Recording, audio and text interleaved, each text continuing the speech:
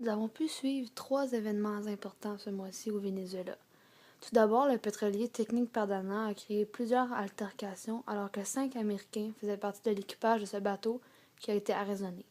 De plus, la drogue, et plus particulièrement la cocaïne, faisait sujet de plusieurs articles ce mois-ci. Pour finir, l'économie et les finances du Venezuela en inquiètent plusieurs. Pour débuter, 5 Américains faisaient partie de l'équipage d'un bateau d'exploration pétrolière qui a été arraisonné par le ministère vénézuélien des Affaires étrangères. Celui-ci disait les avoir interceptés puisqu'ils menaient des activités illégales au large de la côte d'Essequiba, zone revendiquée par le Venezuela. Le bateau faisait route vers l'île de Margarita. De l'autre côté, le ministère des Affaires étrangères du Guyana a affirmé que le navire se situait dans les eaux territoriales guyanaises.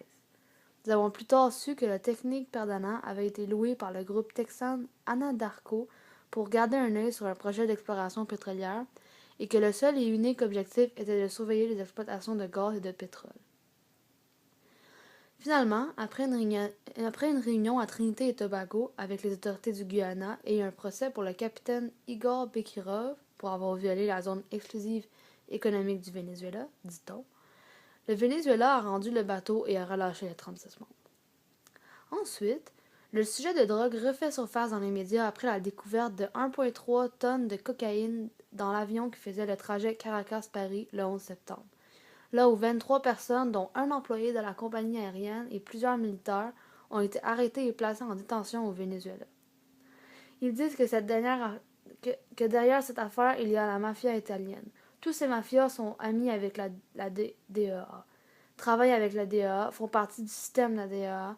Tous les capos, les Colombiens, les Mexicains, etc., c'est une grande entreprise, a indiqué le président Nicolas Maduro à propos des suspects de cette énorme saisie.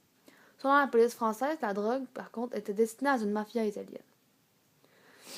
Finalement, des problèmes économiques préoccupent la population alors que le président a décidé d'établir des mesures qui les aideraient à gagner cette guerre économique qu'il croit être en train de perdre.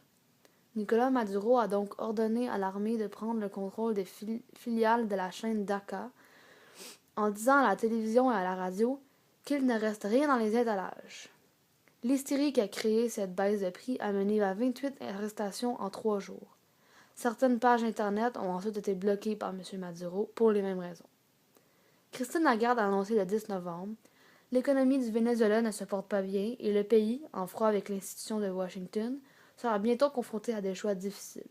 Nous pensons que le pays utilise ses réserves de change de manière très importante. » Effectivement, le déclin de l'économie vénézuélienne force le pays à prendre l'argent de la réserve de change pour soutenir ses finances publiques. Nous pourrons vous en dire plus au courant des prochains mois.